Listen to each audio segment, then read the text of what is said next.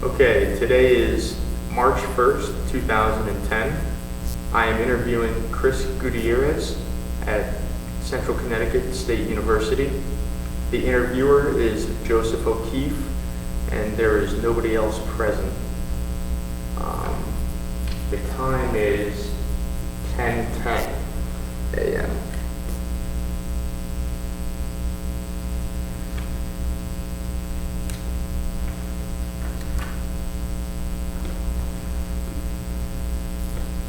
All right, Chris. So let's start off by what branch of service were you in? Army National Guard. Army National Guard. What is your rank? At current captain. And where have you served? Iraq, Operation Iraqi Freedom, OIF 5, 2006, 2007. All right. So were you drafted or did you enlist? I enlisted. You enlisted. Yeah. Okay. And so if you enlisted, you became an officer later? Right. Where were you living at the time that you enlisted? Here at Central, I was a student. You were a student. And why did you join? At the time, seemed something to do. I have friends that were in the reserve and in the Guard, and I wanted to do the same thing. And also the perks of being in there is like they'll pay for your school too. So it was great. And why did you pick the Army? Because we had Army ROTC here on campus, and eventually I wanted to become an officer and be able to lead. And so it just seemed easily transition from the, Guard into the active Army anytime. So at the time, that was the idea. So. Do you recall your first days in service?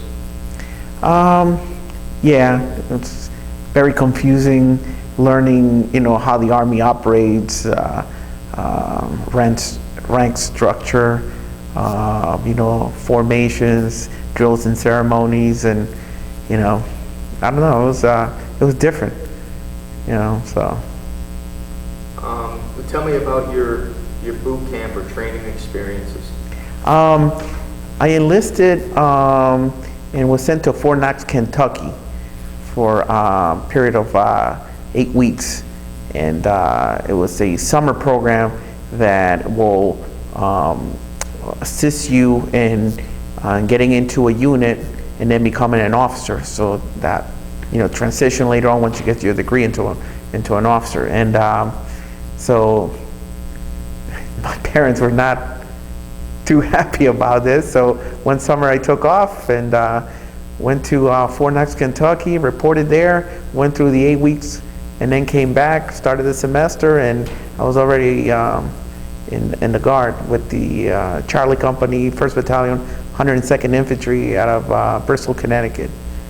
And it was a great experience. At the time I was 20 years old, and it was an infantry unit, and they had all the toys, and after seeing them in movies and then on TV, I always wanted to I wanted to carry this, I wanted to do that.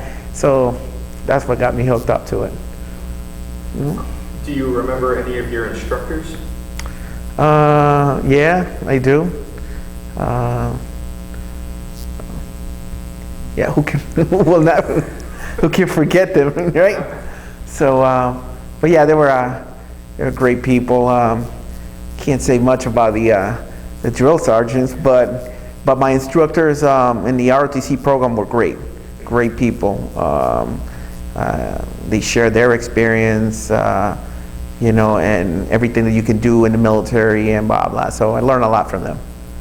How did you get through your basic training?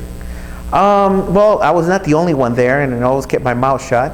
Couldn't speak English very well at that time, so just kept my mouth shut, and I did what they told me to do, and that's how I got through. All right. So you already said that you served in Iraq at Yep. OIF 5. So where exactly did you go when you were in Iraq? My battalion got assigned to FOP Spiker, Forward Operation Base Spiker, in Tikrit, about 140 miles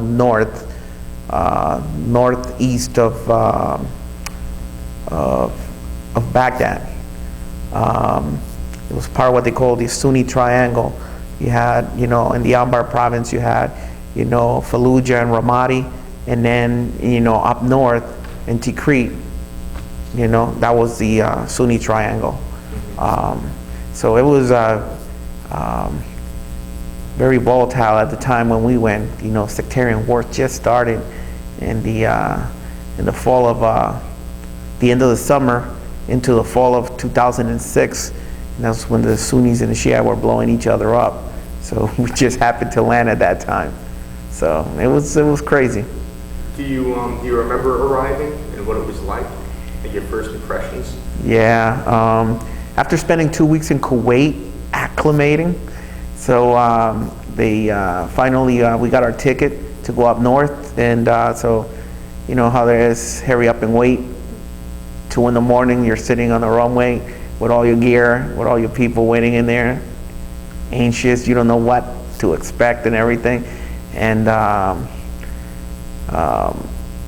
finally the birds came in, it's like about 4 C-130s to lift the whole battalion up north. It was like a 2-hour ride up north in C-130s, and I remember FOP Spiker sits literally across the highway next to the city of Tikrit, and the population in Tikrit are not too crazy about Westerners, so because it's a Sunni control area. So indirect fire was always something that used to hit the base, and so coming in, the cargo planes from the Air Force had to do evasion maneuvers. So one moment you see blue skies through the window, next moment you see the brown, earth, and they started zigzagging and then just dive right in. So it's like a roller coaster landing into FOP Spiker. And so the plane lands, the crew chief just tells you, hey, grab your stuff and be ready. So the ramp opens on the back of the plane, and they push out the pallets first, push all that gear out, and then you got to run behind it, with all your gear. As you're coming out, it's really dusty and loud. They tell you to go straight out, and I remember as coming out, you see that other group of people that are getting on the plane, leaving the place. I really felt like getting on that line and getting back on the plane and leaving. But yeah, it was a crazy experience. Then all of a sudden, the plane takes off and it just gets so quiet. And but very dusty at the time. There was a sandstorm coming through, I guess.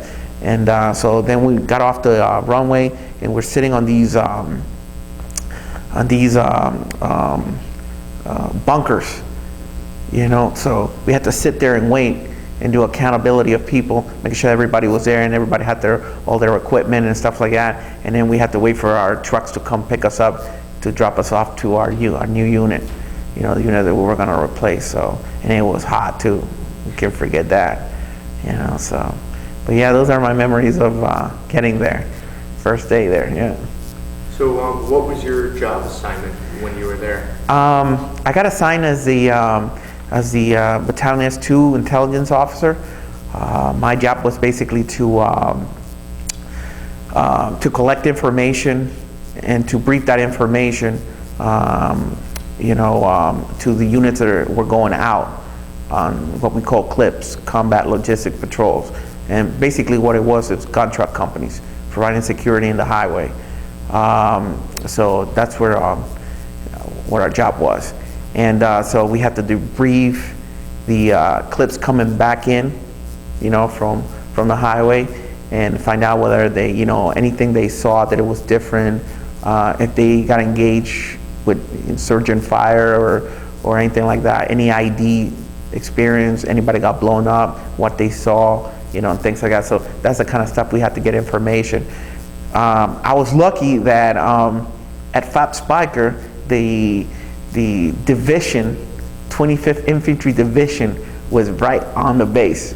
So, and they have all kinds of assets, everything from like satellite pictures that they needed to request to UAVs to ISRs, intelligence, surveillance, and reconnaissance.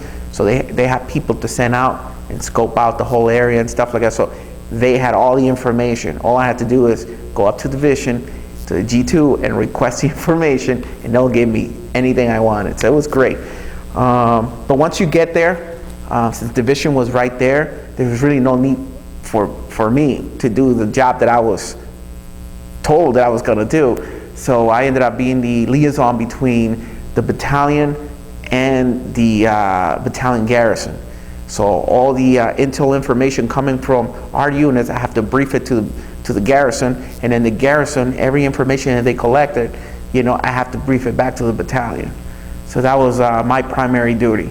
I had to walk around with 2 thumb drives.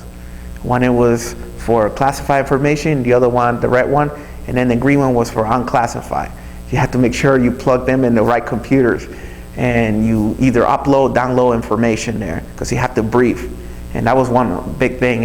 We had what we call battle update briefs, BUBs, and that's in the morning. You have to brief the garrison, the commander, and the whole staff of what your battalion is doing in operation. So you brief everything from the last 12 hours to the next 24, 48, 72 hours.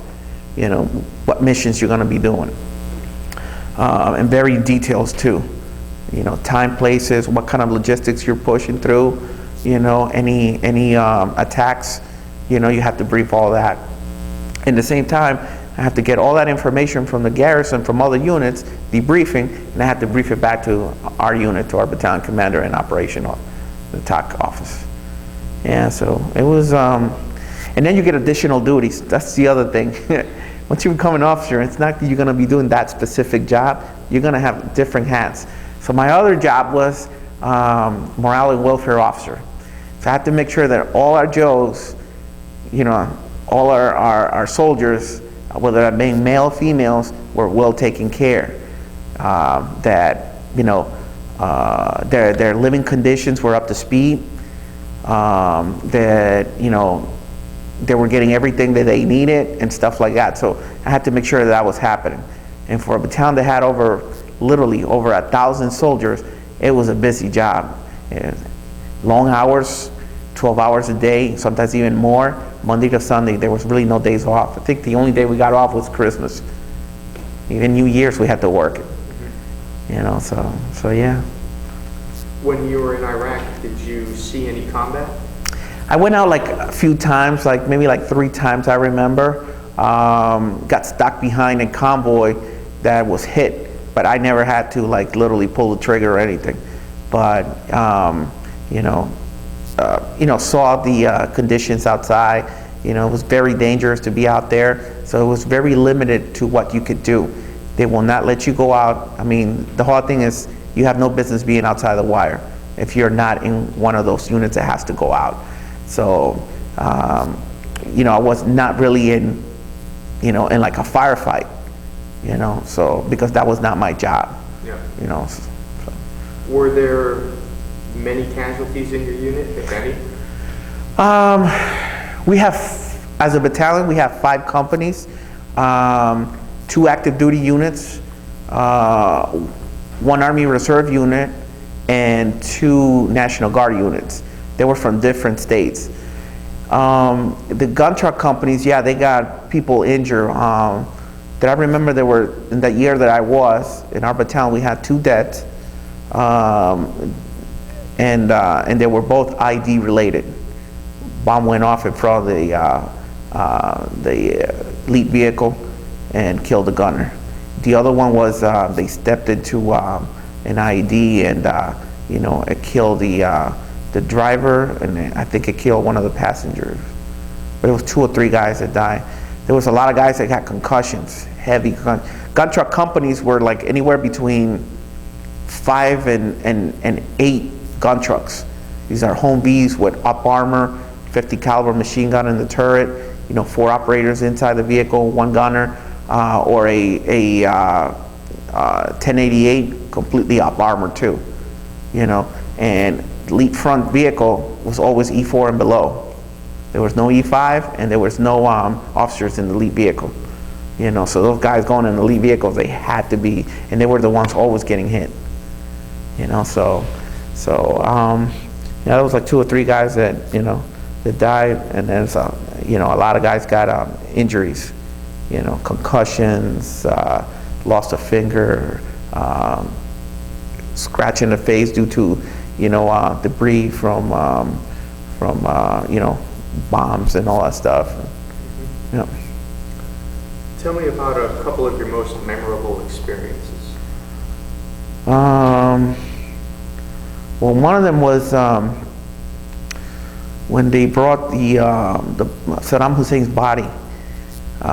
We were the base, literally, like, this is FOP Spiker, this is Highway 1 or MSR Tampa, that goes from Turkey all the way down to Baghdad, all the way down to Kuwait, and we call it Main Supply Route Tampa, but it's Highway 1 really. Well, across from the highway and across from the base, it's the city of Tikrit. That's where Saddam Hussein was born and raised.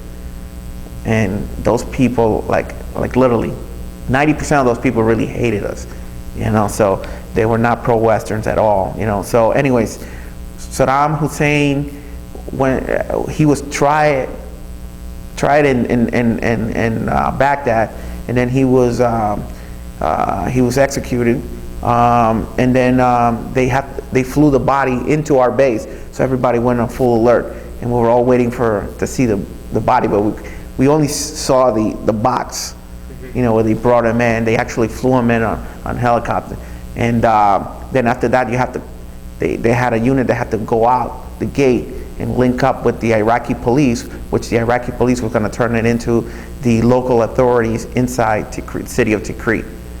And so we were in, like, literally full alert.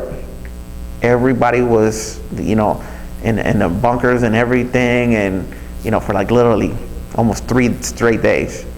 So that was something. Yeah. That was something, because we thought we were gonna get it for that. But yeah, and I don't know, just being there. Yeah. Man. Were you a prisoner of war? Nah. I felt like being a prisoner in there after being a whole year. The only difference was that we had the guns inside the prison, because the FOTs were literally like prisons. But no, I was never a POW. Were you awarded any medals or citations? Yeah, I received the regular, the War on Terrorism Expeditionary Medal, the Iraqi Campaign Medal, Overseas Service Ribbon. It's like 5 of them I think I received. The medals don't mean anything, that. So it's like, so. All right. So, when you were overseas, how did you stay in touch with your family? Mostly by email, when the email work. Most of the time email was down, so usually you have to do it at night, and every now and then by phone. But that was it. What was the food like?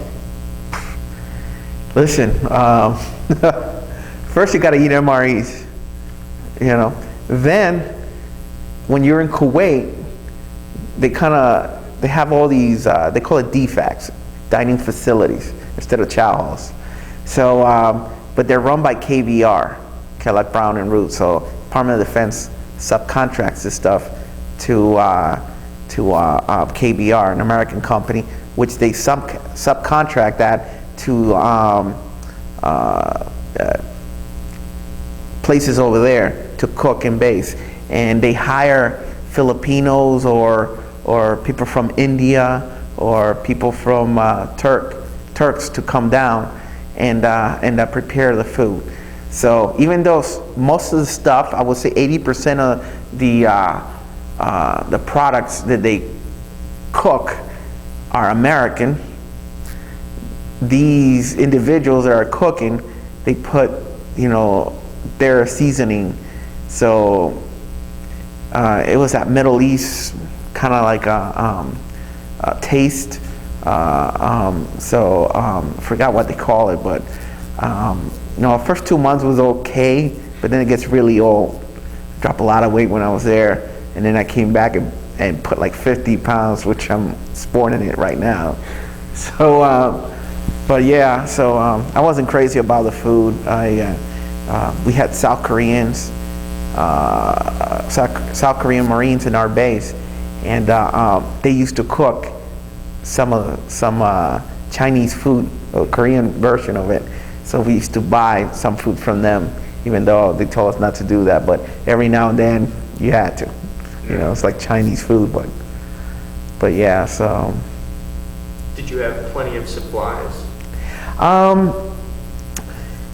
was fortunate that a lot of people from Central, friends used to send me a lot of packages. That was one of the greatest things. It could be a day that you're like really down sometimes, and you couldn't wait to get out there or leave the place, and all of a sudden that you get a call, or coming back from one of the missions, they'll call and say, hey, by the way, you got a mail call, and oh, by the way, you need to go pick up, you got like 3 or 4 boxes, and you go pick all this stuff up and you start opening it up, and you get magazines, DVDs, personal hygiene stuff, so it was great. Letters too. It was that, but we had a PX over there, but the problem was that as soon as they put it on the shelf, it goes within 5 minutes, it's gone, because all the soldiers are buying the stuff. So. Did you feel any pressure or stress? I think stress is part of being there. No matter what, you're gonna deal with it. And my job, there was times that it was very stressful, because you have to get your briefings ready, and your information has to be correct. There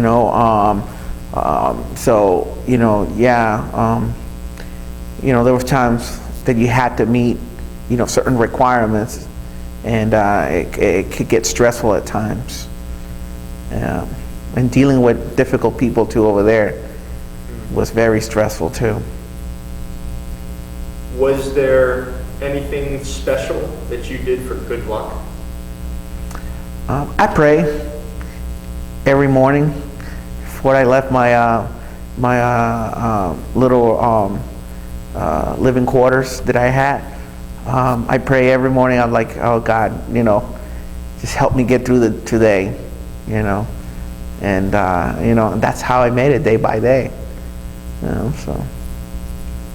How did people entertain themselves? There was many ways of doing it.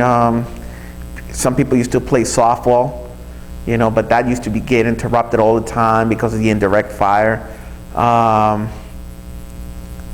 Some people went running, but you can only run in certain places, and very unimproved roads, so people were like twisting their ankles and stuff like that. Other people played cards at night.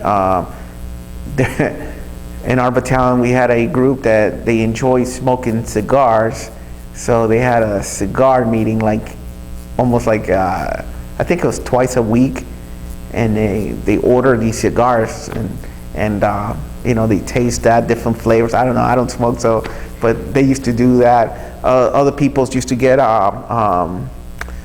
these collections of DVDs of miniseries and things like that, so they used to watch that.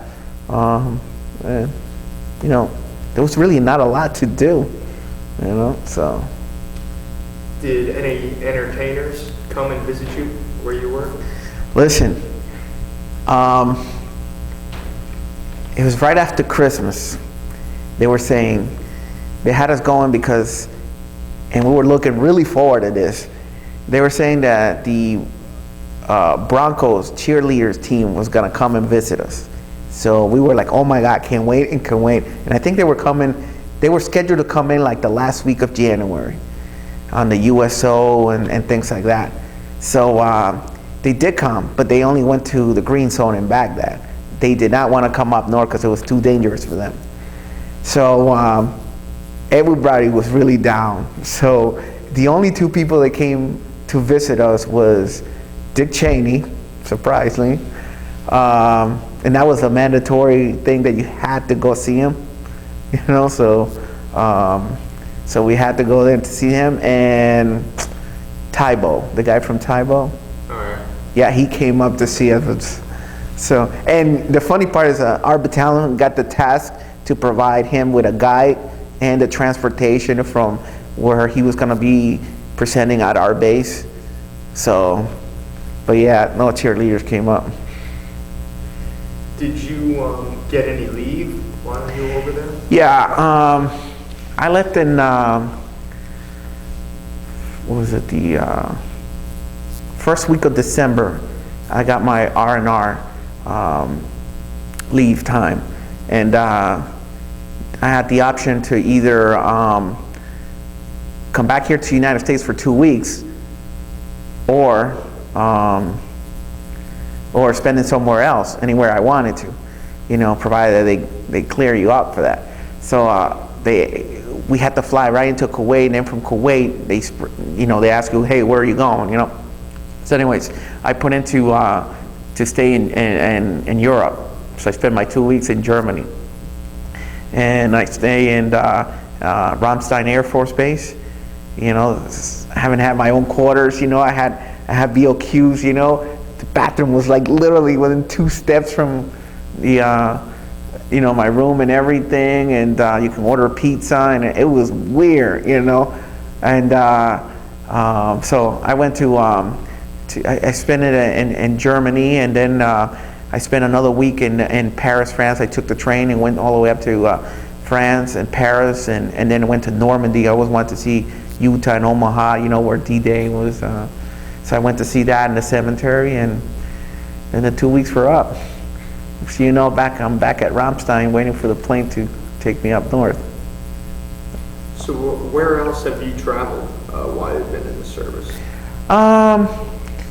Not so much out of the country, but you know, I've been through on training. I've been all over the place. Rotated 3 times to NTC National Training Center in Fort Inman, California.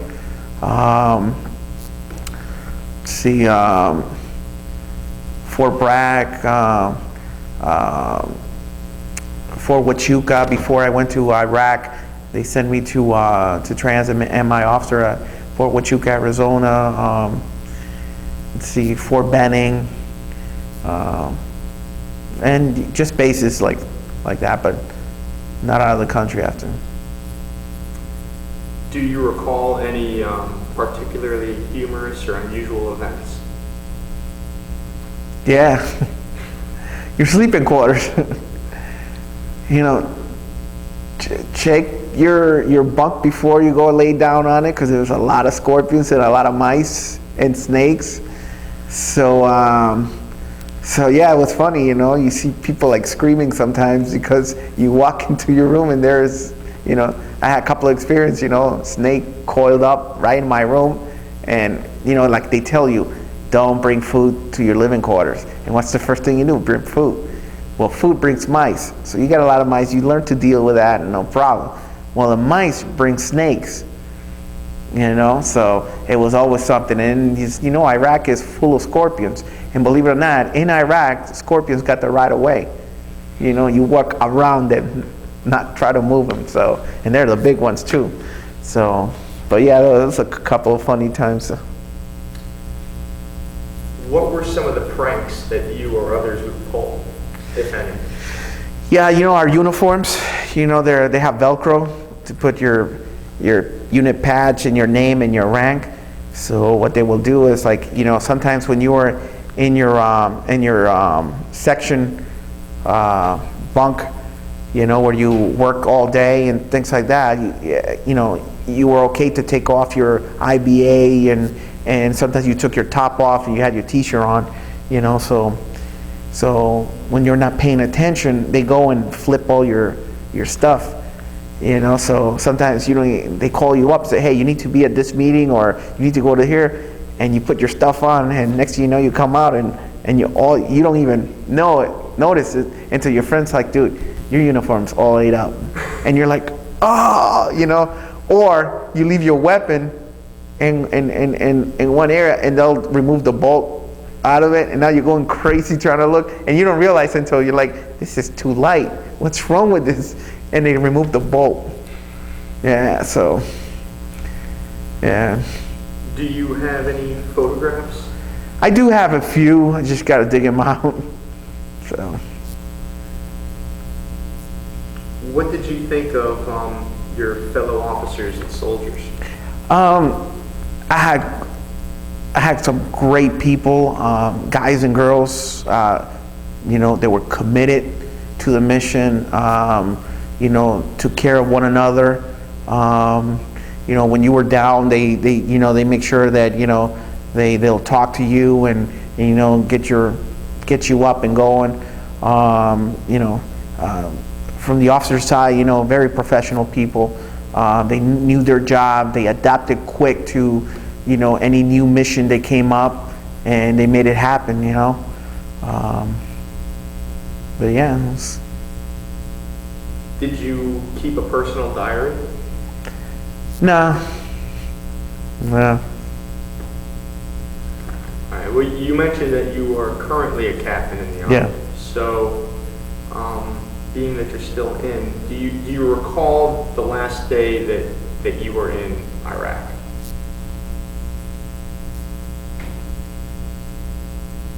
No. No? No.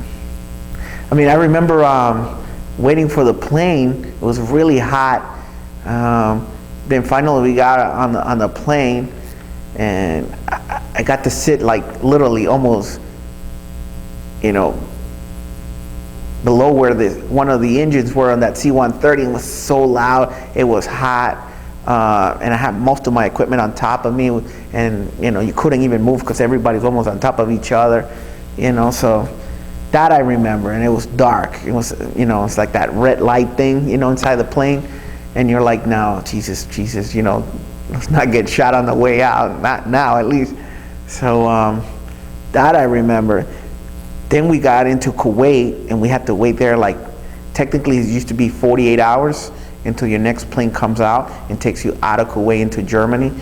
And there was a sandstorm going through, so they canceled all flights. We ended up staying there for like almost a week instead of the 48 hours required. So we're just like sitting in Kuwait out in the middle of the desert in these base called Camp Victory.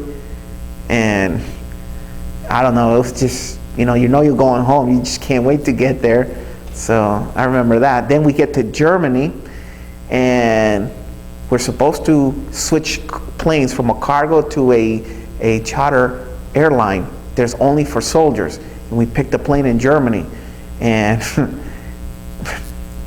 they come and they put us on this big hangar where they say, oh yeah, we're gonna give you, breakfast, blah, blah, blah. We're like, oh, that's good.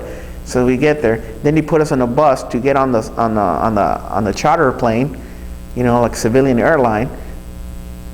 And then supposedly the one of the engines won't start. So they're like, well, for tonight we're gonna stay here because they couldn't get the part to repair the plane. So they say they're gonna put us in some hotel or something like that for the night. And I'm like thinking, yeah, right. And they put us on a hangar on cots for literally like 19 hours. It was like, oh my God. So yeah, I was just getting back, and yeah, then we flew back into New Jersey at the air base, McGuire Air Force Base. I think that's the one. Yeah. Once you returned home, do you recall what you did in the days and weeks after your return? I just wanted to read. A big hobby of mine is to go to the bookstore, sit there and just read, especially in the political science area. I love that part of military history. So I just sit there and read. But I didn't want to talk to anybody. I just wanted to sit down, be by myself, and you know, that was what I wanted to do. It's just, you know, and go eat. Did you, have you furthered your education since you've come back from Iraq? Yeah, I started a graduate certificate program online. It's not easy online, you know. I thought it was going to be easy, but it's not. But, you know, I'm still doing that. I also went to my captain's career course for the military, so I completed that course, and, you know, a few things here and there, but yeah. And has your education been supported by the GI Bill, or has any of your education been? Tell you the truth, I have not used my, you know, my GI Bill benefits. Funny to say after, you know, being the VA coordinator for the university, but eventually I will. But, you know, learn a lot about it now that I'm in this position, you know, and, but I'm happy they're there. I just got to start using them, you know. Did you make any close friendships while you've been in the service?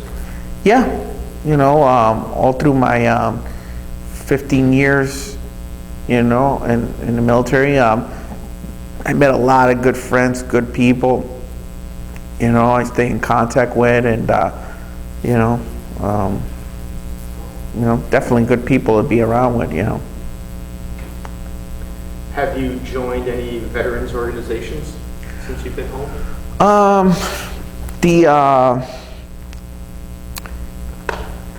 The Veterans of Foreign Wars, you know, they always send me information, you know, I send them, but I really don't go to those meetings, you know, but I support them in whatever they need, you know, so, yeah.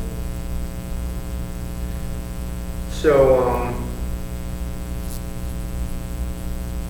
what did you go on to do as a career after? I mean, you're still serving, so obviously.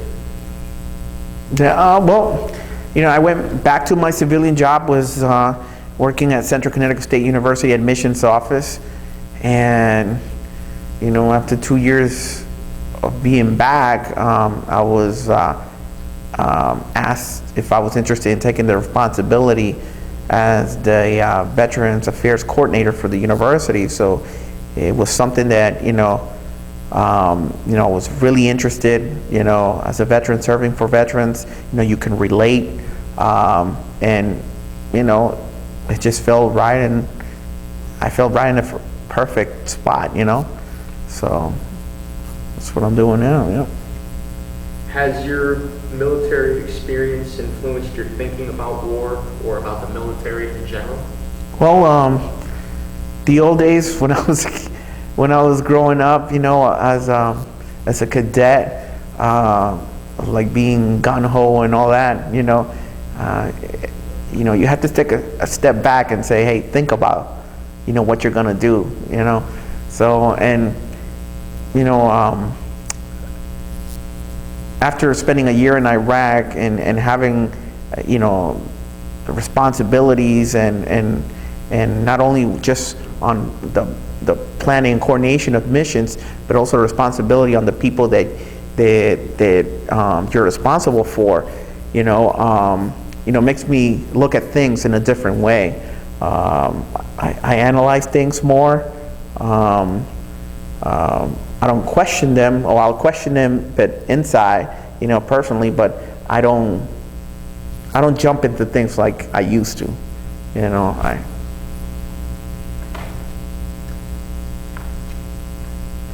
Do you attend any reunions?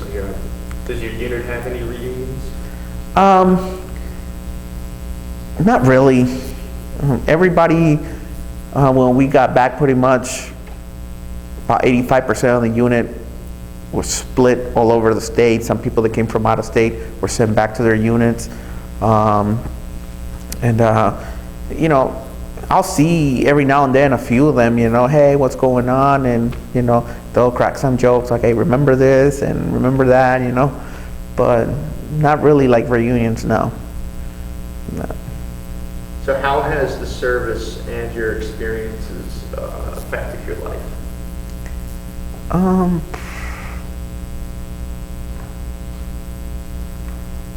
don't know. Has it? I don't know. I really don't.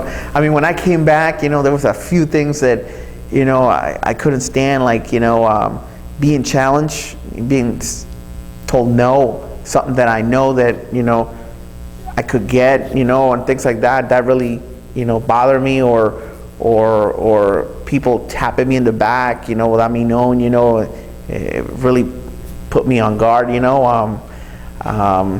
don't know, there was things that, really you lose. I lost a lot of patience. I had to talk to somebody in the VA, just before I usually, when I get really fired up about something, I just take a walk out of my office or walk out of my house, take a walk, come back and deal with it. And that's how I deal with things. Is there anything that you would like to add that we have not covered in this interview? Not that I can think of right now. All right, Chris. Well, thank you very much. And Thank you. this concludes our interview. Cool.